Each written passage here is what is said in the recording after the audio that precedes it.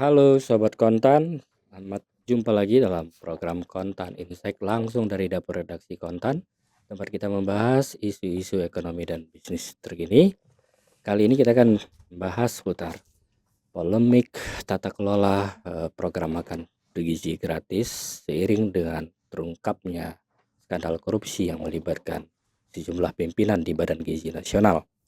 Seperti kita ketahui, program makan bergizi gratis atau MBG ini menjadi salah satu program unggulan pemerintah yang paling ambisius saat ini.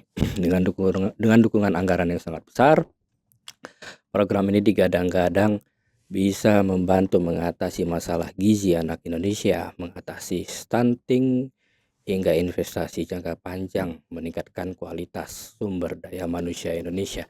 Namun di balik tujuan besar tersebut, terdapat banyak problem struktural mulai dari dugaan konflik kepentingan, pengadaan barang yang dinilai tidak berkaitan langsung dengan program gizi, hingga kasus hukum yang menyeret sejumlah oknum pimpinan di Badan Gizi Nasional.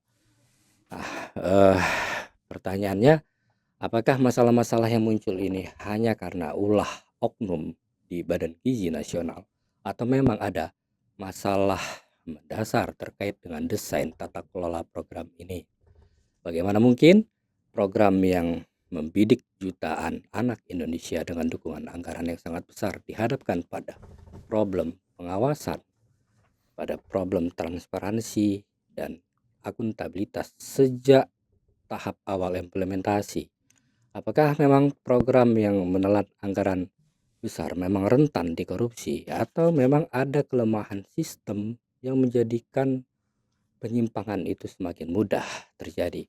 Nah, untuk membahas ini lebih dalam, kami telah mengundang Mas Jaya Sampurna dari Selios sekaligus koordinator eksternal dari MBG Watch, yang selama ini aktif melakukan riset-riset dan kajian-kajian terhadap implementasi program makan bergizi gratis sejak bergulir awal 2025 lalu. Selamat datang Mas Jaya di Kontan Insight. Apa kabar? Halo, baik Mas. Ya, oke. Saya seperti biasa didampingi rekan saya Mas Ajis. Saya ini, apa kabar Mas Ajis? Baik, Mas Hafid. Oke, Mas Jaya, sebelum masuk ke berbagai kontroversi yang berkembang sekarang, saya ingin masuk dari masalah yang lebih besar dulu ya, karena ini adalah program nasional, program yang melibatkan jutaan anak Indonesia dengan dukungan anggaran yang sangat besar. Dari temuan MBG Watch ya, MBG Watch, sebenarnya problem yang muncul saat ini ketika Kejaksaan Agung menetapkan kepala dan 2 orang wakil kepala Badan Gizi Nasional sebagai tersangka korupsi sesaat setelah mereka dicopot oleh Presiden Prabowo Subianto. Apakah MBG Watch melihat ini memang sesuatu yang sudah tidak mengagetkan? Karena kalau saya baca dari temuan-temuan yang dipublikasikan oleh MBG Watch, selama ini MBG Watch sudah cukup kencang menyuarakan tentang adanya potensi dugaan konflik kepentingan yang berujung pada berbagai praktek korupsi ya dalam pelaksanaan program makan bergizi gratis ini. Nah, apa saja sih sebenarnya temuan-temuan yang terkait dengan kekacauan tata kelola program makan bergizi gratis, temuan MBG Watch selama ini? Ya, pertama MBG Watch ini kan kita berdiri adalah berasal dari koalisi berbagai organisasi masyarakat sipil, CSO.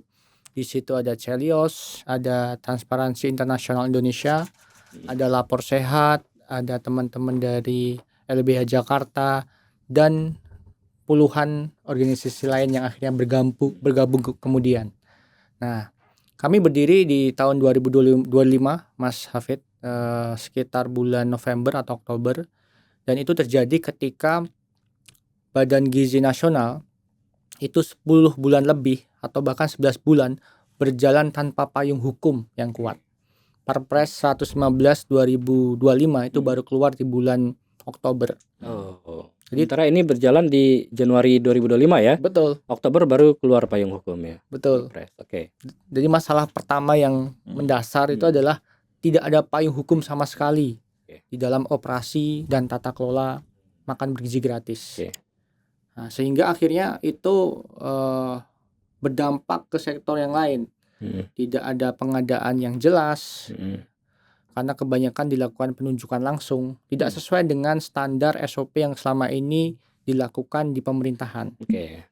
Yang kedua juga ternyata tidak ada standar apa itu nutrisi yang tepat, apa itu gizi seimbang, sehingga terjadi tidak hanya makanan itu tidak bergizi, mengandung banyak ultra processed food, tapi ternyata banyak terjadi keracunan. Bahkan sampai hari ini mencapai 37.000. Oke.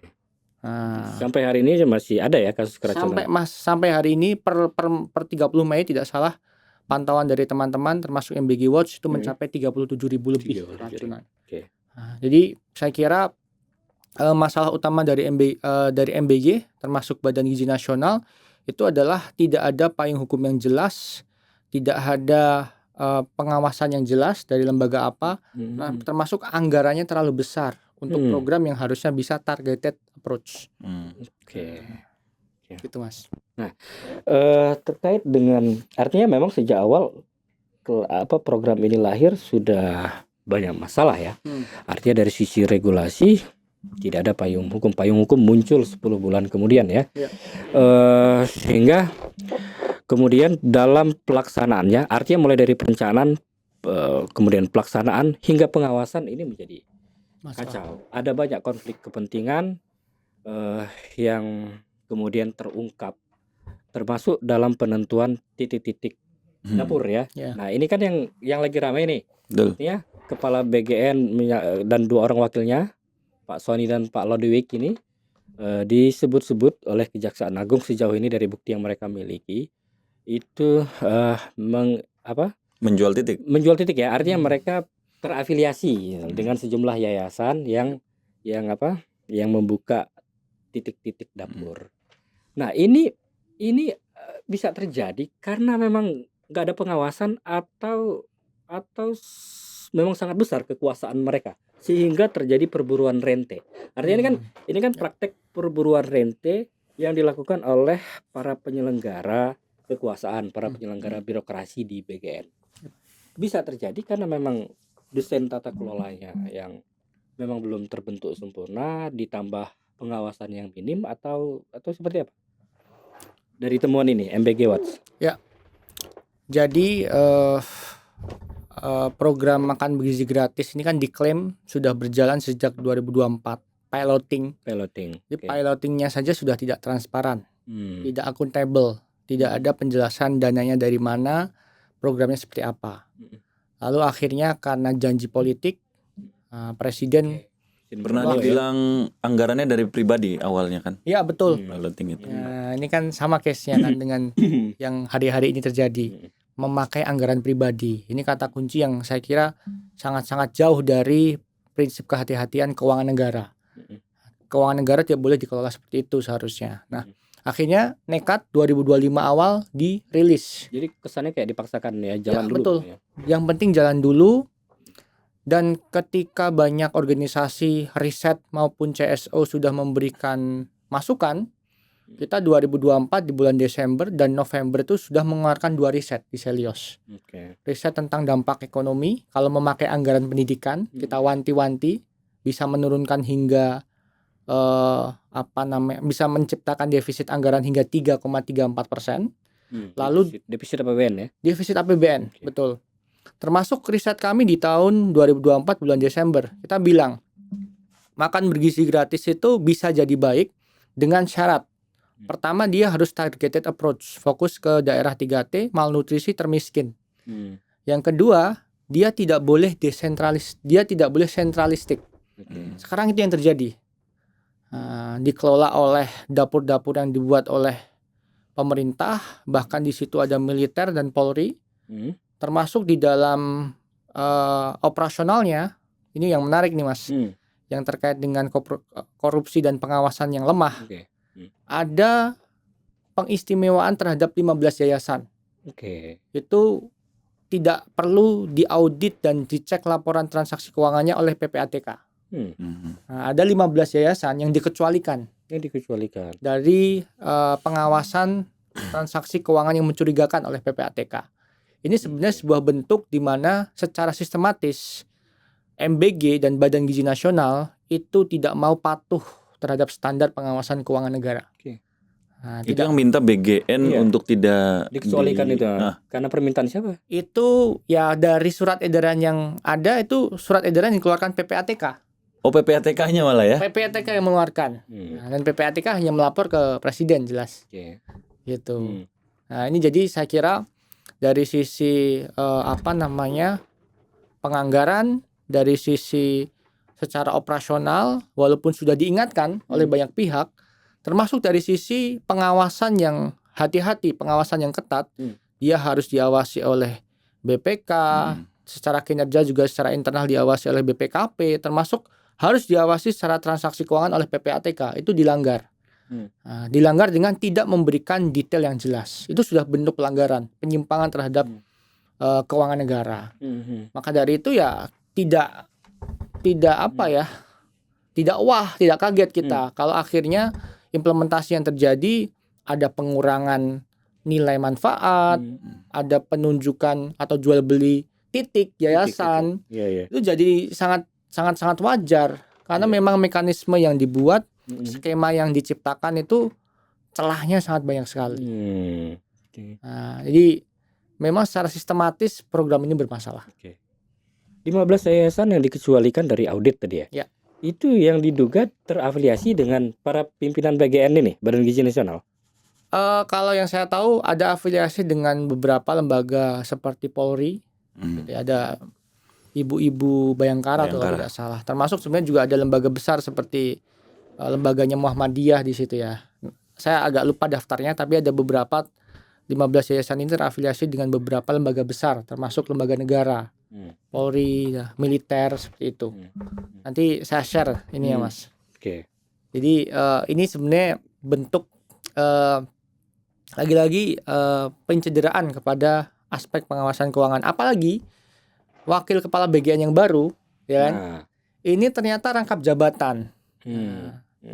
Dia adalah sekaligus wakil kepala BPKP. Wakil kepala BPKP. Siapa namanya? Arumsari ya? Bu Arumsari, yang seharusnya dia mengawasi secara internal, baik secara keuangan dan kinerja, tapi malah juga ikut melakukan implementasi. Ya, dia sebagai operator ya. Kalau BGN kan operator ya. Jadi pengawas sekaligus operator. Jadi kayak jeruk makan jeruk. Jeruk makan jeruk. Ini aspek segregation of duties-nya dilanggar. Konflik kepentingannya diciptakan. Artinya gini, selain jadi ada 2 wakil kepala BGN baru yang ditunjuk. Baru ya. Termasuk Nani Esdayang sebagai kepala BGN yang baru. Ini 3 figur ini dikhawatirkan juga tidak bisa membawa solusi atas problem tata kelola, karena ketiga-tiganya juga membawa potensi konflik kepentingan. Karena Nani Esdayang ini juga menjabat sebagai komisaris independen kalau nggak salah di Pertamina. Betul. Ya, betul. Lalu yang tadi Bu siapa? Arumsari tadi wakil kepala BPKP sekaligus juga kalau nggak salah wakil komisaris di Patraniaga. Kemudian Maijen Trenggono itu wakil direktur utama di PT Agrinas. Oh, wakil direktur utama ya? Pangan Nusantara ya kan? Betul. Nah, artinya apakah ada jaminan dengan 3 sosok baru di tubuh BGN yang juga merangkap jabatan, artinya juga sangat rentan membawa konflik kepentingan terkait jabatannya di BGN. Ini bisa menuntaskan problem tata kelola di BGN? Sudah pasti tidak.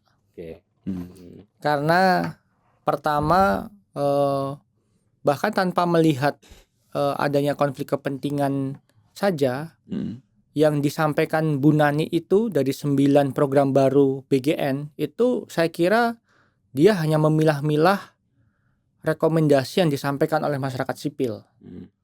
Nah, jadi misalkan apa aja itu misalnya? Misalkan contoh dia mau melakukan moratorium tata kelola MBG. Tapi yang dilakukan hanya untuk pendirian SPPG baru. Oke, jadi tidak ada pendirian SPPG baru ya. Tidak ada pendirian Oke. SPPG baru. Bagi kami itu adalah moratorium setengah hati.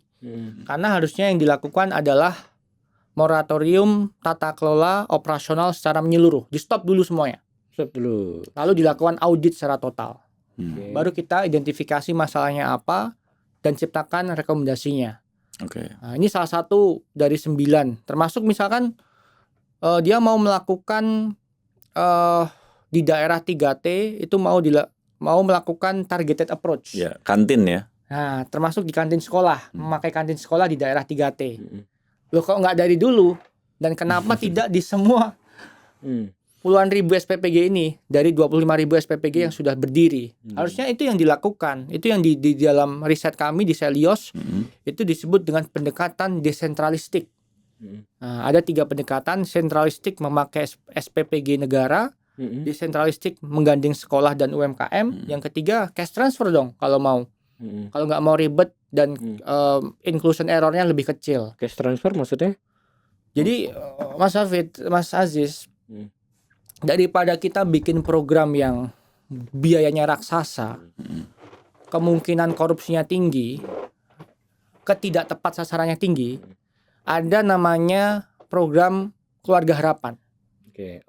Bansos, bantuan sosial berbentuk yang PKH. Kasih aja tunai gitu ya. Kasih aja tunai. Yang sudah dijalankan selama Yang sudah ini. dijalankan pilotingnya 6 tahun. Iya.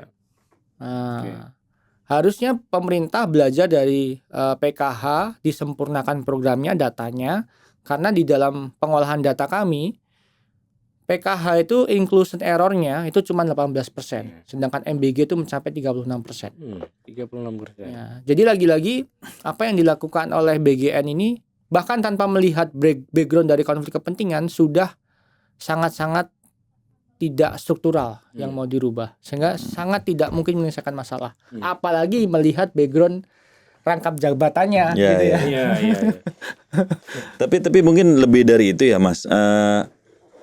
Kalau kita lihat Pak Prabowo langsung menginstruksikan Pak Dadan dan kawan-kawan ditangkap. Itu ada efek positifnya nggak dengan programnya dia? Atau memang sebenarnya persoalannya bukan programnya tapi persoalan SDM-nya? Atau dua-duanya persoalannya? Bagi saya dua-duanya. Karena pertama begini, dari sisi penunjukan sudah sangat bermasalah karena tidak sesuai dengan kapasitas. Track record Pak Dadan itu adalah ahli serangga. Ahli serangga ya. Betul ya. Iya. Semua orang tahu kan gitu kan. Beliau tidak punya kapasitas sebagai ahli gizi atau ahli pangan atau setidaknya misalkan ahli ekonomi pangan, ekonomi gizi, public health gitu ya. Itu penting sekali. Ya. Itu penting sekali, kesehatan masyarakat. Malah ahli serangga. Nah, ini sudah bermasalah dari satu sisi. Yang dua sisi kompetensinya sudah tidak sesuai. Sedangkan banyak PNS kita harus belajar berjam-jam, ribuan jam untuk lolos dan tes CPNS. Ya, kompetensi. Kompetensi kata kuncinya. Yang kedua, programnya sudah bermasalah. Dari mana? Loh, katanya MBG Watch bilang, Selios bilang program ini sebenarnya baik. Nah, dengan syarat. Baik dengan syarat dia harus memang perspektifnya bukan politik janji politik saja, tapi perspektifnya harus ingin menuntaskan gizi, termasuk misalkan mau pengentasan kemiskinan. Jadi artinya gizi itu enggak harus diukur dari makanan ya. Betul. Atau dari produk lain juga bisa sebenarnya gitu. Ya. Enggak harus ngasih makan ke betul anak-anak SD. Dan tidak boleh berpikir gebiah uyah. Nah, maksudnya satu program menuntaskan banyak masalah. Itu akan menyebabkan ketidakfokusan. Penyimpangannya tinggi biasanya. Gitu. Kalau seleksi mitra SPPG selama ini memang seperti apa? Apa sangat longgar sehingga muncul jual beli. Praktik jual beli ini ya. Itu kan pernah juga diungkap oleh komisi berapa DPR kalau nggak salah, soal maraknya kasus jual beli titik-titik SPPG yang belakangan terkonfirmasi kan dengan ditangkapnya Pak Dadan ini. Artinya apakah memang seleksi penunjukan mitra ini sangat longgar, kemudian di pengadaan ini ya bahan baku pangan tadi ya sempat disebut apakah memang itu juga ada permainan artinya yang selama ini dilakukan oleh BGN dalam program MBG ini? Ya betul. Jadi standarnya tidak ada, tidak lengkap. Standar mitra nggak ada ya? Standar mitranya, standar penunjukan yayasan itu cenderung tidak lengkap. Bahkan perpresnya baru keluar di bulan Oktober 2025. Nggak ada kriteria yang baku Iya. apa? Jadi siapa yang bisa mengakses? Kalau seperti ini kondisinya. Sedangkan kantor BGN cuma satu di Jakarta. Ini kan tidak masuk akal kalau kita berpikirnya dalam landscape akan membuat SPPG di semua daerah. Semua daerah. Sedangkan kantornya cuma satu di Jakarta. Core will-nya pun nggak tahu apakah ada atau tidak. Sehingga hanya orang-orang terdekat presiden saja yang memiliki yayasan itu yang bisa membuka dapur baru. Dapur baru. Ini yang disebut praktek perburuan rente yang melibatkan lingkaran kekuasaan ya. Betul. Betul Mas Hafid. Insentif 1 miliar per hari itu benar? Per titik dapur ya? Iya. Oke. Akhirnya itu jadi ladang korupsinya Dadan CS gitu ya yang dan dalam Kalau 1 miliar per hari, mitranya tuh saya bayangin ya, mitranya tuh dapat margin dari mana ya? Ya kan? Karena untuk BEP ya kan biasanya kalau kita jadi mitra itu kan kita pengen BEP-nya ada ukurannya. Ini sebenarnya ada ukurannya, kita buka dapur, ada nggak sih ukuran untuk kita BEP gitu? Itu kan perlu ada ukuran kalau orang bisnis gitu ya. Ini kan pebisnis nih. Ya, makanya saya kira ini program ini selain apa ya, penunjukannya tidak transparan, tapi juga secara bisnis itu juga problematik. Problematik ya secara bisnis ya. Problematik ya.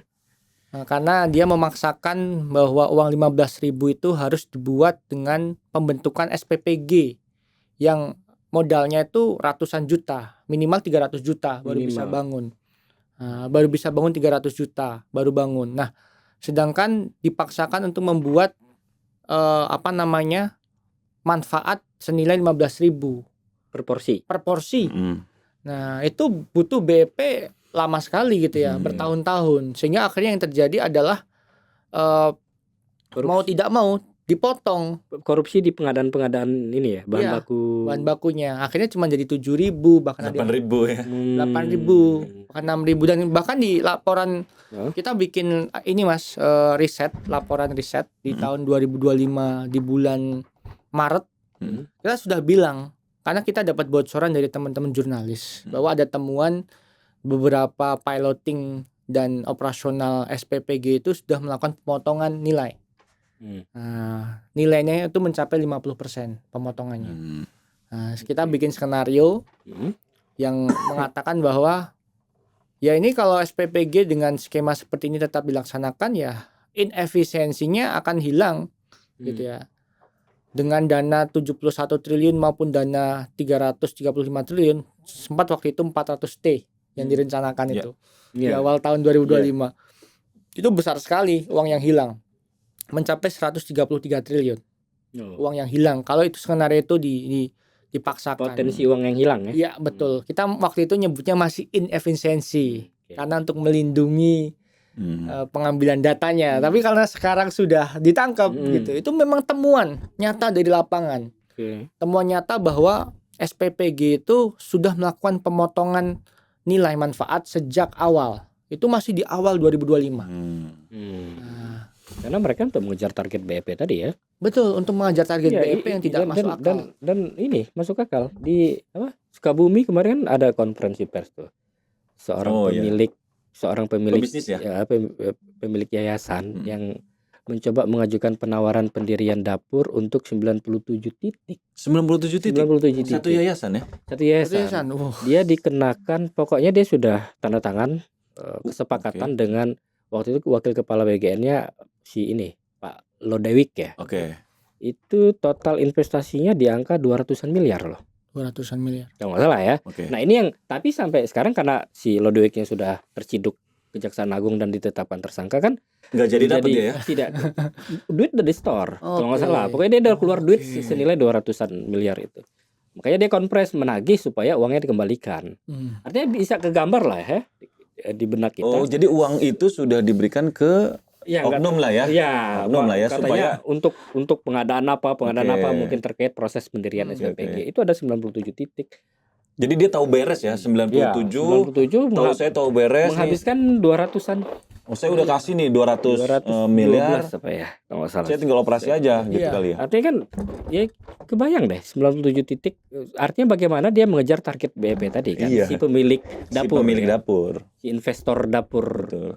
Yang saya dapat tuh satu titik itu 1,5 1,6 miliar. 1,5? 1 sampai 1,6 miliar. Iya. Untuk Oh, iya. 2000 porsi 2000 porsi. per hari 2000 porsi. Nah, si investor Sukabumi ini keluar duit sudah 218 miliar. Oh, berarti sama ininya juga ya, sama pelicin-pelicin lain. Iya, Sama mungkin ada yang masuk juga kan Ada yang masuk juga tuh. kantong 2 miliaran itu. pimpinan BGN. Iya. Wah, ada fee kali kan dia meloloskan. Nah, ini nih izin. 97 berarti kan nggak ada ukuran satu yayasan itu berhak mendapatkan berapa. Nggak ada. Nah, berarti nggak ada kan? Dan butuh anggaran berapa? Nah, Dia kan kalau saya ini punya yayasan. nggak ada SOP tadi Iya, kan? nggak ada SOP. Masuk. Saya punya yayasan. Yuk, standarnya kamu hanya boleh 2 ya. Ya oke itu. Tapi kalau sampai 97 kan Iya, iya. Jadi apa ya? kalau begini saya melihat Mas Jaya apa? Bagi para pemburu rente, proyek gizi ini menjadi bancakan korupsi ya. Betul. Artinya menjadi bancakan korupsi bagi para pemburu rente untuk mencari keuntungan Iya. dari proyek pengadaan gizi anak-anak Indonesia. Ya. Misalnya tahun ini 315 triliun ya. Iya. Yes. Masalah yang awalnya ya. Awalnya. Awal. Nah, awal 315 triliun berarti 315 triliun ini yang mereka grogoti, ya kan? Besar Wow, sekali. besar sekali ya. Ya. Luar biasa.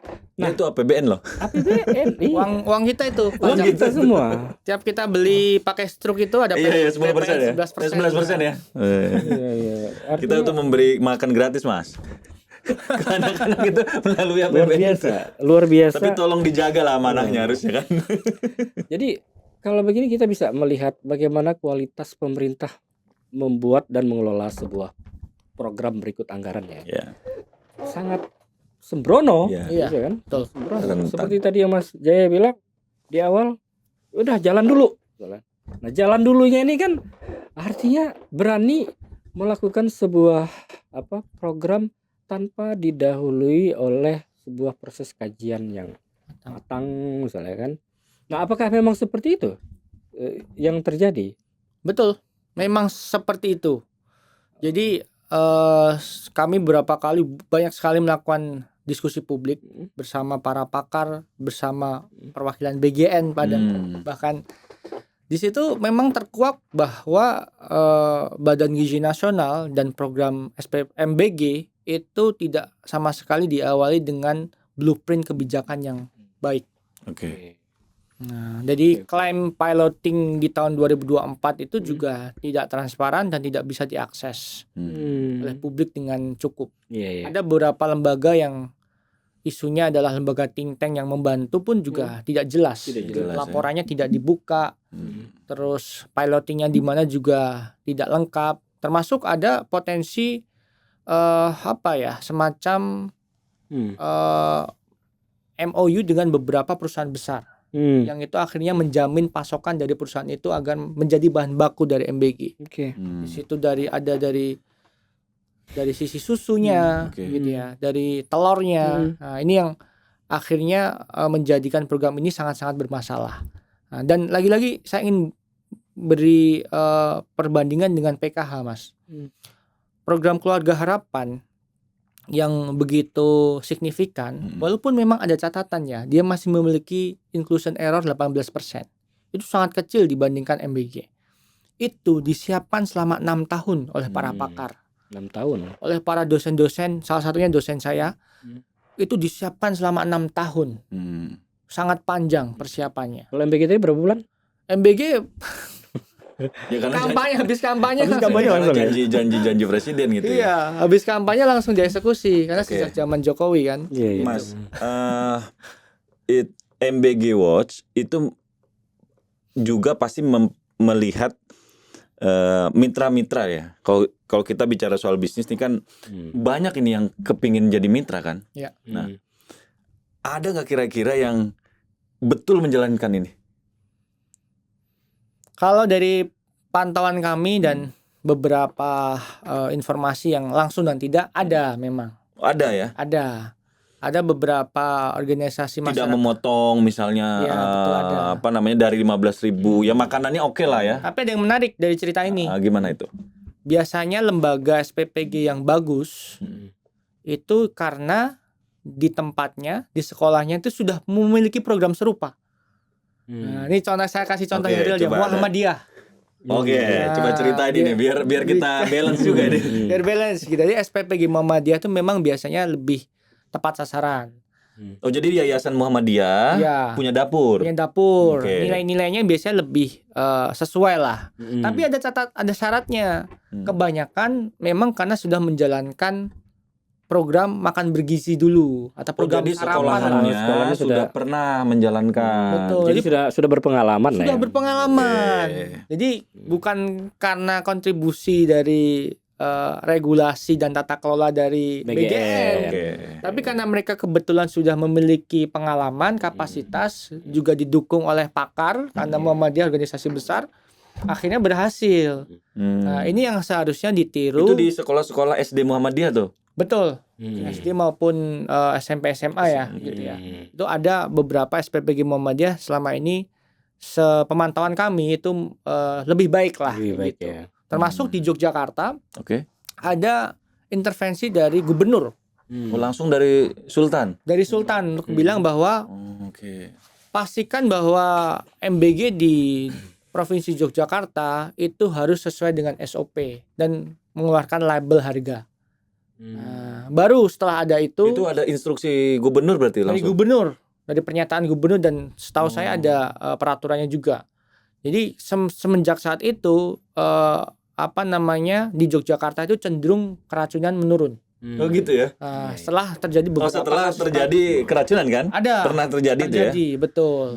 Jadi Pemdanya mulai bergerak lah ya? Iya, bergerak gitu ya. Nah, ini karena juga mungkin gubernurnya punya kekuatan gitu ya. Sedangkan gubernur yang lain kurang. Ini kan sudah terbentuk 27.000 ya. 27.000 titik dapur ya. Banyak juga ya.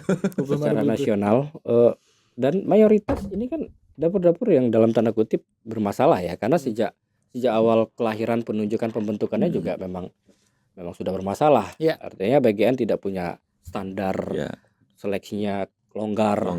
Sehingga wajar marak keracunan. Bahkan kan banyak berita-berita yang kita baca, kita dapati bahwa sanitasinya nggak beres, higienitasnya dipertanyakan, dapurnya bahan bakunya udah basi, misalnya kan.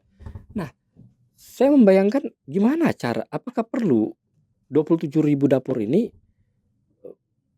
maksudku moratorium? Iya, moratorium atau membenahinya itu loh, membenahinya agar benar-benar standar gizi anak itu bisa terpenuhi. Artinya kan dimulai dari dapurnya dulu. Dapurnya harus beres dulu. Sementara dapur yang ada ini kan nggak beres semua nih, hasil karya pimpinan BGN sebelumnya nih ya. Misalnya kejar target, kejar tayang, diwarnai juga dengan praktek rente tadi, praktek korupsi, makin kacau. Nah, ini gimana? 27.000 dapur nih harus diapain nih harusnya? Makanya kalau tuntutan kami jelas di MBG Watch dari beberapa lembaga tadi, pertama moratorium total. Berhenti dulu, nggak cuman yang SPPG baru, gitu ya. Bukan penerbitan operasi SPPG baru yang dihentikan, tapi seluruh operasinya dihentikan dulu. Lalu dilakukan audit total. Saya menyuruh baik dari aspek keuangan, dari aspek operasi. Dari aspek misalkan penunjukan mitra bahan bakunya. Nah, ini harus clear dulu, diaudit secara total oleh pihak-pihak independen, melibatkan koalisi masyarakat sipil, tidak hanya lembaga negara yang independen. Baru yang ketiga dilakukan apa yang disebut dengan perombakan total.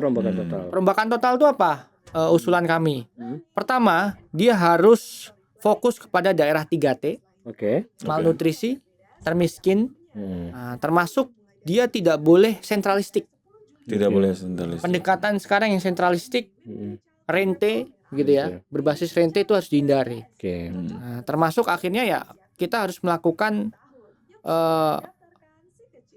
mengunci bahan bakunya itu harus disokong oleh pangan lokal dan UMKM. Pangan lokal dan Pangan UMKM. lokal ya. Karena selama ini disinyalir juga banyak pakai pangan impor ya. Betul. Itu pangan lokal tersedia nggak kira-kira? Tersedia. Jadi dari data yang kami himpun, Indonesia itu memiliki 747 potensi pangan lokal.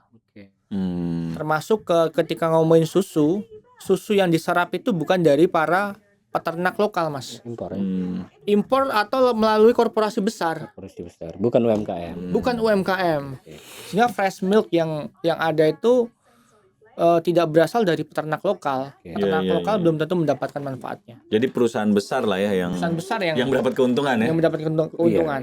Nah. Kemudian problem lain sebenarnya korupsinya si pimpinan PGN kemarin ini itu kan bukan hanya di perburuan rentenya, bukan hanya di ini ya celah dari penunjukan titik dapur, tapi markup anggaran. Ya kan? Ini kalau kita baca ini kan istilahnya bisa dikatakan sangat brutal. Mereka membelanjakan anggaran untuk pengadaan barang yang tidak berkaitan langsung loh dengan program gizi.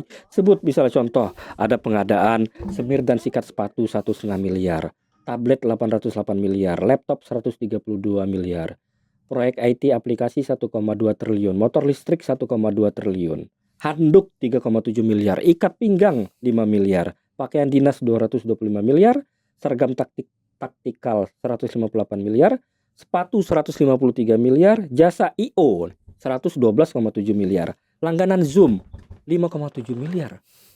Ini kan Ini semua kayaknya ya seperti yang sekarang. Sekarang yang mencuat kan motor listrik cuma 1,1 itu markup. Saya pikir, saya rasa semua markup semua ini. Anggaran yang keluar ini. Artinya kan betapa sangat semena-mena mereka membelanjakan anggaran untuk program-program yang tidak terkait langsung dengan program gizi. Yang itu sudah menghabiskan anggaran, kalau kita total ini udah berapa triliun istilahnya. Coba. Nah, ini markup anggaran ini menunjukkan atau mengindikasikan atau membuktikan bahwa memang pengawasan itu tidak ada ya. Sehingga mereka selaku pengguna anggaran tuh kok kayaknya bebas aja. Bebas sekali. Alokasikan sekian miliar. Ya kayak semir sepatu aja 1,5 miliar misalnya. Mereka itu mikir nggak mereka itu uang APBN? Uang APBN buat apa gitu kan istilahnya. Kita pun bertanya-tanya, ikat pinggang sampai 5 miliar tuh buat apa? Memang rada miris ya kalau ngelihat yang seperti ini, apalagi itu uangnya berasal dari APBN. Kalau kalau dari yang lain atau dari duit pribadi sih itu nggak ada persoalan. Makanya rakyat kan marah kenapa seperti ini banget ini pengelolaannya gitu kan. Ya, dan itu belum ditambah ini Mas, review MBG 1,2T. Ada review MBG itu apa bentuknya apa? Dia aplikasi untuk melakukan pengawasan dan itu tadi pengadaan IT dan aplikasi. 1,2T. Ada aplikasinya. Ada pengadaan IT dan aplikasi 1,2T selain motor listrik 1,2T. Bandingkan dengan MBG Watch yang jauh dari itu. Kita coba koalisi masyarakat sipil yang ketemu untuk kebanyakan anggarannya untuk web gitu ya. Untuk kopi gitu ya, ketemu kalau ngopi aja gitu. Jadi kalau ini nggak masalah karena ini uang dari uang pribadi bukan dari uang APBN kan. Ini kita persoalkan kan uang APBN yang diambil sama mereka ini. Dan besar sekali 1,2T. Dan sangat besar gitu. Dan dalam jangka waktu belum ada 2 tahun ya, ini sudah ketahuan ya, sudah terblow up. Gitu. Jadi kelihatannya memang sedikit agak amatir juga nih Mas Hafid. Karena dia terlalu terlihat ya ketika ada berita soal pengadaan motor listrik. Itu kan bisa dicek. Motor listrik 1 unitnya berapa. Itu aja sebenarnya udah kelihatan ya, masyarakat sudah curiga gitu. Oke, Mas Jaya, menarik ya diskusi kita hari ini. Menarik. Intinya ada satu pelajaran yang bisa kita tarik, bahwa program yang baik belum tentu menghasilkan hasil yang baik kalau tata kelolanya bermasalah. Tentunya kita semua setuju, rakyat Indonesia setuju dengan program yang sangat mulia ini. Sebenarnya ini program mulia loh, pemenuhan gizi anak-anak Indonesia, mengatasi stunting, ya kan? Demi apa? Demi meningkatkan kualitas sumber daya manusia Indonesia. Kita semua setuju. Cuman persoalannya yang menjadi yang menjadi protes kita ini kan, bahwa ini program ditilep dananya. Ditilep. Anggaran yang ratusan triliun ini hilang dalam celah birokrasi, ya kan? Karena minimnya pengawasan, karena konflik kepentingan, kan? Tentu publik tidak berharap pembenahan tidak hanya sekedar di level pergantian pemimpin, ya kan? Tapi bagaimana tadi yang dijelaskan saya bahwa pembenahan secara menyeluruh, kalau perlu moratorium seluruh dapur yang ada, benahi SOP-nya sampai tercipta standar yang serba transparan, akuntabilitas, dan melibatkan pengawasan yang ketat, ya kan? Ya, betul. Oke Mas Jaya, terima kasih atas diskusinya, insight-nya, dan terima kasih juga buat sobat konten semua yang telah menyaksikan podcast ini. Sampai jumpa pada podcast episode berikutnya. Salam. Keputusan bisnis terbaik datang dari data, bukan tebakan. Mudah berlangganan Business Insight dengan subscribe with Google.